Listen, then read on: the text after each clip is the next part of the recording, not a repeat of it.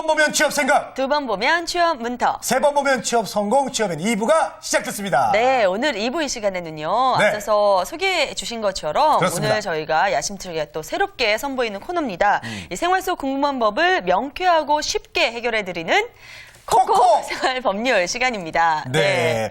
맞았어요, 잘. 네, 잘 그래요. 맞았습니다. 이거 힘들죠? 네네. 자, 콕콕 생활 법률을 함께 해주실 분을 모셨는데요. 네네. 저는 저랑은 전혀 상관이 없는 분이, 왜냐면 저는 법 없이도 살고 있는 사람이기 때문에 예, 네. 좀처럼 모시기 힘든 분인데. 네네. 자, 심종신 변호사님 나오셨습니다. 안녕하세요. 네, 어서 오세요. 네, 아유, 반갑습니다. 네, 예. 오늘 처음 뵙는데요. 예. 네, 저희가 많은 기대가 있습니다. 네. 일단 오늘 처음 나오신 만큼 그렇죠. 네, 네. 소감 한 말씀 먼저 여기 부탁드릴게요. 신고식이 있어요. 네. 예, 상당히 긴장되고요. 제가 방송은 처음이라서 어. 잘할지 모르겠는데 MC분들께서 좀 많이 도와주셨으면 좋겠습니다. 네. 제가 다 살다가 내가 변호사한테 언제 뭘 시켜보겠어, 세상에. 그러니까요. 신고식이 변호사분이 저희한테 잘 예, 부탁드린다고 아유, 재밌다. 네, 하시고. 예.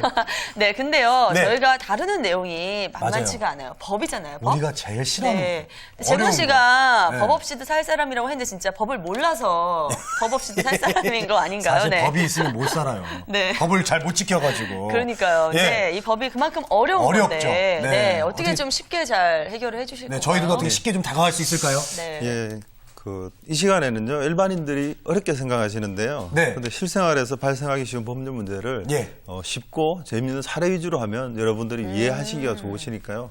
그렇게 해서 한번 이 시간에 한번 같이 한번 풀어보는 시간으로 해보겠습니다. 법률 문제를. 한마디로 법대로 하시겠다, 뭐 이런 네, 말씀. 그런 거죠. 예. 자, 그럼 오늘 첫 시간입니다. 오늘 처음으로 나눠볼 주제는 어떤 내용인가요? 예, 요즘 전세난이 상당히 심각하지 않습니까? 맞아요. 네. 그래서 전세 계약과 관련한 분쟁들도 많이 발생하고 있거든요. 그래서 오늘 첫 순서는 바로 주택 임대차 계약에 대해서 한번 알아보겠습니다. 네, 주택 임대차 계약 뭐 정말 예. 많이 들어본 그런 내용이긴 합니다만 벌써 어렵네. 그래요. 근데 사실은 저는 여러 번 이걸 시도했는데도 정말 이쪽으로는 이해가 잘 안 되더라고요. 네. 그래서 오늘 정말 쉽게 좀 설명해 네. 주시기를 예. 부탁드립니다. 부탁드려요. 예, 알겠습니다. 네. 예. 네, 근데 정말 쉬운 부분이 아니죠. 예, 예. 이거 어떤 내용을 담고 있는지 우선 설명을 좀 해주시죠. 예. 예. 저희가 흔히 임대차 계약은 부동산 중개소를 통해서 많이 계약을 하는데요. 근데 생각지도 못한 문제들이 많이 발생을 하거든요. 네. 그래서 임대차 계약을 할 때 꼭 챙겨야 할 것들을 이 시간에 한번 정리를 해보는 걸로 하고요.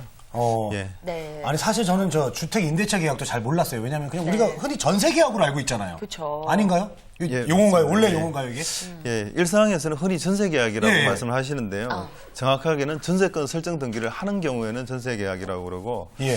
전세권 설정 등기를 하지 않는 것이 일반적인데 그런 경우에는 주택 임대차 계약이라고 해서 주택 임대차 보호법의 보호를 받게 되는 것이죠. 네. 일단 정말 어려워요. 어렵네. 아니, 네. 아니, 전세권 저 설정 등기를 하는 거는 뭐고 또 안 하는 건 뭡니까, 저는 네. 진짜. 네. 원칙적으로는 전세권 설정 등기를 하게 되면 예.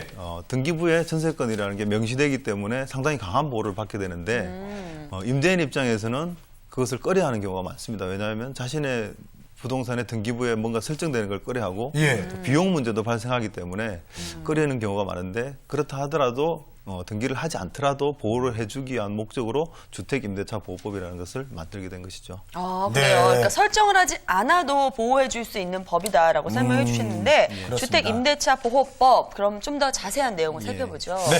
그 주택이라는 것이 우리 가정생활의 어떤 필수적인 도구지 않습니까? 네. 그래서 주택임대차 계약에서 아무래도 임대인보다는 임차인들이 경제적 약자이기 때문에 그런 약자들을 보호하기 위한 목적으로 특별하게 제정된 법률이 바로 주택임대차 보호법인 것입니다. 네. 네, 우리 저 이제 그 지방에서 또 서울에서 또 이제 새내기 직장인들 또 많이 올라와가지고 또 맞아요. 이제 뭐 이거 임대차 계약 많이 하잖아요. 오늘 많은 정말 좋은 정보가 될 것 같은데 네. 어찌됐건 임차인을 보호하기 위한 것이라고 하면은 정말 우리 같은 약자들을 위한 그런 보호법 아닐까요? 예, 맞습니다. 네. 주택임대차 보호법이 상대적으로 경제적인 약자라고 할 수 있는 임차인들을 보호하기 위한 것이기 때문에 그 법에 정하는 규정보다 임차인에게 불리하게 정하는 규정은 효력이 없다고 하고 있습니다. 그것을 좀 전문적인 말로는 편면적 강행 규정이라고 하는데요. 네. 그 목적이 바로 임차인을 보호하기 위한 것이죠. 예. 그래요. 자, 이렇게 뭐 이야기로만 들으니까 저희가 또 확 와닿지는 않아요. 그래서 정말 어려운 것 같은데 이거 좀 더 쉽게 알아볼 수 있는 방법이 그러니까요. 있을까요? 편면적 네. 강행 규정 이런 거 몰라요. 네. 예. 그러니까 이 시간에는요, 법률적인 이론보다는 아무래도 임대차 계약 체결 시에 주의해야 될 사항에 대해서 사례를 통해서 살펴보는 것으로 하고, 아. 예, 그래서 제가 사례를 몇 가지 준비했는데요. 네. 그 사례를 통해 보시면 그 예. 임대차 계약 시에 주의해야 될 부분에 대해서 잘 아실 수가 있을 것입니다. 예, 알겠습니다. 제가 읽겠습니다, 그러면. 예, 네. 저 사례 이런 거 되게 좋아해요. 예. 자, 네, 함께 읽어드리겠습니다, 보겠습니다. 제가. 네. 사례. 자, 임대주택을 구하는 구해집 시 마음에 드는 주택을 발견하고 근처 부동산 중개사무소에서 임대차 계약에 관한 문의를 한다. 네. 자, 그런데 주택의 소유자인 나부자 씨가 그 부동산 중개사무소의 중개인인 김중개 씨에게 임대차 계약에 관한 권리를 위임했다는 사실을 듣게 됩니다. 중개인 김중개가 제시한 임대차 조건은 근처 보증금 시세에 비해 상당히 저렴하여 구해집은 나부자에게 직접 확인하지 않고 나부자의 위임장을 제시하는 김중개와 보증금 5천만 원의 임대차 계약서를 작성하였다. 네. 네. 근데 이런 경우 많이 있지 않나요? 우리가 집을 구하게 되면 부동산 통해서 뭐 하는 경우도 많고 그렇죠. 그래서 네. 그래서 주인과 뭐 직접 거래를 하지 않고 네. 위임을 받은 중개인한테 했는데 여기까지가 뭐가 문제가 되나요? 그러니까요. 네. 예, 네, 최근에 전세 난으로 인해서 실제로 이와 같은 문제들이 많이 발생을 하거든요. 아. 예. 그 사례에서 그 구해집 씨가 나부자의 대리인이라고 주장하는 중개인 김중개에게 계약금, 잔금까지 모두 지급하고 주택에 입주를 했습니다. 그런데 네. 주택 소유자 나부자는 자신은 전세 계약을 원한 것이 아니라 월세 계약을 체결할 권리를 위임했을 뿐이다. 예, 그래서 전세 계약을 체결할 권한을 위임한 사실이 없다면서 임대차 계약의 무효를 주장한 것이죠. 예. 네. 아니, 어떻게 해요, 진짜? 예, 그래서 구해집은 네. 김중개에게 그러한 사실이 맞는지를 확인하려고 했으나 실제에서는 김중개가 이미 잠적해버리고 아. 구해집은 자신과 같은 피해자가 많다는 사실을 나중에 알게 된 것이죠. 네. 뭐 나 말씀 듣고 나니까 네. 사월 씨, 나 어떻게 해? 나 네네. 지금 나 오피스텔에서 지금 전세 살고 있는데 네. 주인을 만나본 적이 없어, 얼굴을. 부동산으로만 다 알아서 해가지고 어떡하지, 나? 그러니까 나중에 와서 돈 내놓으라고 하면 어떻게 되나요? 어떻게 네, 나요? 이런 좀 경우가 갑자기. 진짜 왕왕 있을 것 같아요. 예. 본 적이 없어요, 주인 얼굴을. 그러니까 중개인이 잘해야 되는데 중개인이 이제 중간에 튀었을 때 예. 그게 이제 문제가 되는 거거든요. 그래서 이 전세 계약을 도망가지. 해서 이럴 때 좀 정말 주인을 직접 찾아가지고 어떤 계약을 한 거냐 이거 꼭 확인을 해봐야 되겠네요. 그렇죠. 네. 반드시 주인한테 확인을 해야 되는데 네. 결과적으로 사례에서는 구해집이 중개인 김중개에게 속아서 전세 계약을 체결한 것입니다. 그래서 김중개는 나부자로부터 월세 계약을 체결할 권리만 위임받은 것이므로 이 전세 계약은 원칙적으로 무효가 되는 것이죠. 따라서 구해집이 이 주택에 입주해 있는 것은 무효인 임대차 계약에 근거해서 근거한 것이므로 나부자에게 주택을 인도해야 되는 것이고요. 네. 구해집 씨는 김중개를 상대로 손해배상 청구를 해야 되는 것입니다. 네. 그런데 지금 현실적으로는 김중개 씨가 잠적을 한 상황이기 때문에 손해배상 받을 가능성도 적어 보인다는 거죠. 아니, 그럼 저 배상을 네. 못 받는 거예요? 그러면 그러면 보증금을 홀딱 날리는 거잖아요. 그러니까 5천만 원. 너 어떻게 내 보증금, 내 네. 보증금, 내 보증금. 네, 아쉽지만 네. 그렇게 될 가능성이 크다고 보여지네요. 어떡하냐. 지금 이 사례와 같이 구해집 씨가 결국은 불이익을 당하게 되는 것인데요. 그것은 중개인 김중개가 나부자의 위임장을 제시했다 하더라도 네. 소유자인 나부자에게 직접 임대차 계약 위임 사실에 관한 확인을 하지 않았기 때문에 불이익을 받게 되는 거죠. 예, 근데 오늘 그렇군요. 나오시는 분들 이름을 직접 지으셨어요. 네, 웃긴- 김중개, 김중개, 나부자. 나부자, 네, 구해집. 일단은 우리 재권 씨 예. 빨리 가셔갖고 오늘 주인집에 전화 좀 한번 해보시고요. 그러니까요. 네, 제대로 좀 계약이 된 건지. 주인 얼굴을 알아야죠, 그래도. 그래요. 예. 그리고 중개인에서 아무리 이제 위임장이 이렇게 있다고 내놔도 네. 네. 그걸 직접 이제 주인한테 연락을 해서 확인을 해봐야 되는 거군요. 네, 그렇습니다. 네. 예. 임대차 계약에 있어서 대리인과 계약을 체결하는 경우에는요, 그 소유자에게 직접 아니면 또는 유선상으로 대리권 위임 사실 및 임대차 계약 내용을 반드시 확인하는 절차를 거쳐야 되는 것이죠. 네, 근데 이럴 때요, 그 집주인한테 직접 전화를 하면 연락처를 알아야 되잖아요. 예. 근데 그런 거 중개소에서 잘 알려주나요? 그렇죠. 중개소에서는 네. 그 임대인과 임차인을 정확하게 연결해줄 의무가 있기 때문에 반드시 그 부분에 대해서 연락처를 확보하고 확인해줄 의무가 있는 것이죠. 그렇지 않으면 그렇습니다. 중개인한테 또 어떤 책임이 발생할 소지도 있는 것이고요. 네. 네, 알겠습니다. 정신을 그냥 바짝 차리고 있어야지. 네. 잠시만 또 이 방심했다가는 보증금을 또 이게 한순간에 그러니까 날려버릴 수 한두 있잖아요. 푼도 아닌데요. 네, 그렇습니다. 꼭 여러분들 기억해 주시고요. 네. 두 번째 사례로 넘어가 보도록 하겠습니다. 네, 두 번째 사례는 제가 네. 한번 소개를 해드리겠습니다. 자, 구해집은 임대주택을 구하던 중 마음에 드는 주택을 발견했습니다. 이 주택의 소유자라고 주장하는 이사기와 뭔가 분위기가 안 좋아요. 중개사 김중개의 중개를 통해 보증금 1억 4천만 원의 임대차 계약을 체결하게 됩니다. 그런데 이 주택은 이사기의 소유가 아니라 실제는 나부자의 소유였던 것. 이 사기가 나부자의 주민증을 위조해서 마치 자기 사기가 나부자인 것처럼 행세한 것인데 이 사기는 구해집으로부터 보증금만 받은 후 잠적하고 만다라고 해줬어요. 야, 이건 정말 이거- 제대로 사기네요. 이거 진짜 네. 완전 이름이 이사기잖아. 완전 네. 이거 사기잖아. 아니 다른 사람의 주민등록증하고 본인인 것처럼 한 거 아니에요? 맞습니다. 네네. 예. 그리고 계약을 하고 보증금 받고 우리 상은 씨 표현대로 튀었네. 또 쳤어요. 그냥 쳤어. 네, 맞습니다. 예. 네. 이 경우도 실제로 있었던 사례거든요. 아. 예.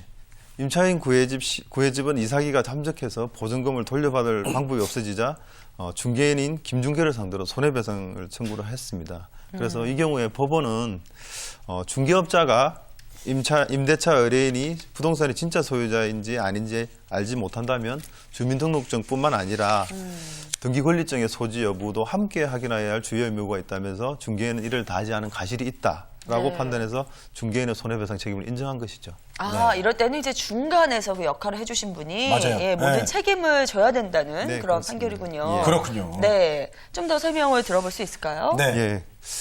이러한 사건이 당시와 지금 현재도 실제로 종종 발생하고 있습니다. 그래서 네. 법원은 문제네요. 예, 판결문에서 주민등록증이 신분을 가리는 중요한 자료가 되는 것은 맞지만 네. 계약 당시를 전후해서 위조한 주민등록증을 이용한 부동산 거래 사기가 다수 발생했기 때문에 부동산 중개인은 보다 깊은 주의를 기울여야 한다라고 지적을 했던 것이죠. 네. 그래도 저 다행이네요. 네. 보증금을 좀 그래도 임차인이 돌려받을 수 있게 네. 돼가지고 자, 다행입니다. 이럴 때는 중개해준 사람이 부동산에서 물어주는 건가요? 그렇죠. 전액을? 예, 아. 중개인들은 공제보험도 가입이 돼 있는 네. 때문에 그 경우는 보험금을 타게 될 가능성이 많이 나 있습니다. 집 구해주신 분이 그 방송 보고 있어야 되는데. 예, 뭐 네네. 아까 보증금을 돌려받을 수 있게 됐다고 질문하셨는데요. 정확하게는 보증금을 돌려받는 것이 아니라 예. 그 보증금에 해당하는 손해배상을 받게 된 것이죠. 아. 예. 근데 이 경우에서는 법원도 임차인의 책임도 일부 인정을 했습니다. 어떤 책임이냐면 임차인도 아파트를 임대하려는 이가 정당한 권리자인지 아닌지를 확인을 요구할 의무가 있는데 이를 이행하지 않은 잘못이 있다고 해서 중개인의 책임을 80%만 인정을 했습니다. 그래서 네. 사례 같은 경우 보증금이 1억 4천만 원이었는데 그중 80%인 1억 1,200만 원만을 지급하라고 판단한 것입니다. 아, 그래요. 야, 200만 원 그 손해 참, 봤어요. 진짜 네. 이거. 아니, 그럼 우리 심종신 변호사께서 예. 실제로 이런 문제 예. 많이 변호하시고 그런 적 있으세요? 그렇죠. 저희 같은 경우에도 예.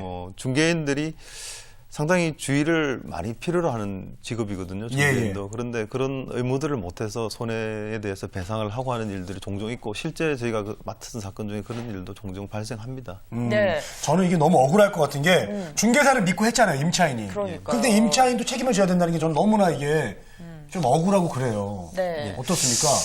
근데 중개사를 믿고 임대차 계약을 했더라도 예. 그 계약 당사자는 임차인 본인일 수밖에 없는 것이기 때문에 임차인으로서는 임대인이 정당한 권리를 가진 자인지를 확인하거나 최소한 확인하기 위한 어떤 노력을 해야 될 의무가 있다는 것을 법원이 인정을 했다는 것입니다. 네. 사실 저희가 뭐 중개업소만 믿고 사실 중개인이 다 알아서 해주겠지. 왜냐면 거기에 따른 수수료 또 우리가 내야 되잖아요. 그렇습니다. 그래서 거기만 믿고 이제 들어가게 되는 경우가 많은데 예, 정말 예. 여러분들께서 집을 빌린 당사자께서 꼼꼼히 다 체크를 하셔야 되겠네요. 재건 씨 네, 앞으로 그렇습니다. 좀 잘 체크를 해주세요. 자, 지금 아마 방송 네. 보시면서 아이고 내 보증금, 아이고 내 전세금 이런 분들 많으실 네. 거예요. 저부터 시작해서 네네. 다시 한번 네. 꼭 챙겨보시기 바라겠습니다. 네. 자, 여기서 카톡을 좀 보겠습니다. 네. 카카오톡. 주택 예. 소유주의 가족과 계약을 하게 될 경우 어떻게 해야 되나요? 라고 해주셨어요. 네. 주택을 소유한 사람의 가족과 일단은 계약을 가족, 할 예, 수가 예. 있는 건가요? 가족이면 어떻게 좀 그렇죠. 효력이 어떻게 됩니까? 있습니다. 뭐 당연히 있는데요. 그 경우도 소유자의 대리인이기 때문에 소유자의 가족과 계약을 할 경우에도 소유자가 직접 작성한 위임장이나 인감증명서 등을 통해서 확인을 하고 이 경우에도 가급적 대면을 하거나 불가피한 경우에 전화상으로라도 재차 소유자에게 위임 사실을 확인하는 것이 꼭 필요하다는 것이죠. 네, 그러면 저희 뭐 아버지 집을 제가 어쨌든 위임장을 받으면 계약을 할 수 있다는 건가요? 그렇죠. 예. 아, 그렇군요. 그렇습니다. 중요한 사실을 알았어요. 예, 자, 자, 다음 하나- 카톡 질문 하나 더 네, 받아보겠습니다. 질문 하나 더 받도록 하겠습니다. 계약 시 등기부 등본상에 무엇을 무엇을 확인해야 할까요? 될까요? 네, 등기부등본 꼭 확인해 보라고 하셨는데, 예. 당연히 그 임대인이 등기부 등본상의 소유자인지 여부를 확인하는 것은 기본적이고요. 그다음에 임대차 계약 이전에 설정된 건저당권이 보통 있을 것입니다. 그러면 그 설정된 채권이 얼마인지를 파악하셔야 되고 설정되어 있는 선순위 채권과 보증금을 합한 금액이 주택 시세의 70에서 80%를 초과하는 경우에는 보증금 회수가 차후에 상당히 곤란해질 가능성이 있거든요. 요즘 부동산 시세가 하락하고 있지 않습니까? 예. 그렇기 때문에 그런 경우에는 임대차 계약을 조금 피하시는 게 좋을 것 같습니다. 네. 예. 자, 그럼 오늘 내용을 간단히 한번 정리를 좀 해보도록 하겠습니다. 어떻게 네. 할까요? 예. 예. 임대차 계약에 있어서는요, 어떤 중개인을 통하거나 대리인을 통하는 경우는 물론이고 직접 임대인과 계약을 하는 경우에도 등기부등본을 확인하고 그 반드시 소유자의 동일성 여부를 확인하는 것이 필수적입니다. 또한 근저당권 설정 여부와 그 설정 금액에 대해서도 반드시 확인을 하시고 네. 그 보증금과 합계한 금액이 70에서 80%를 넘게 되는 경우에는 보증금 회수에 곤란이 있기 때문에 계약 체결을 피하시는 것이 좋고요. 네. 그리고 계약 당사자가 등기부상 소유자인지를 신분증을 통해서 또 반드시 확인을 해야 되는 것이고, 예, 부동산 아까 말씀드렸듯이 부동산 중개인이 소유자를 위임을 받아 계약을 체결한 경우에도 반드시 본인에게 유선상 또는 직접 대면을 해서 그 소유권 여부에 대해서 확인하는 절차를 꼭 거쳐야 된다는 것입니다. 네. 변호사님, 이거 혹시 오늘 만난 것도 인연인데 제가 만약에 이거 문제가 좀 생기면 저희 도와주실 수 있을까요? 예, 언제든지 무료 상담해드리겠습니다. 오늘 좀 확인해보고 네. 저 전화 드리겠습니다. 일단 예, 끝나자마자 알겠습니다. 곧바로 좀 확인해 보시기 급해요, 바랍니다. 급해요. 예. 자, 오늘 처음으로 저희가 선보였습니다. 쏙쏙 생활법률 시간인데요. 이렇게 사례를 통해서 살펴보니까 네. 어려웠던 법이 정말 이렇게 쏙쏙 잘 들어오는 것 같습니다. 네. 자, 오늘 설명해 주신 분은요, 심종신 변호사님이었습니다. 다음 주에 또 네, 감사합니다. 뵐게요. 예, 고맙습니다. 감사합니다. 네.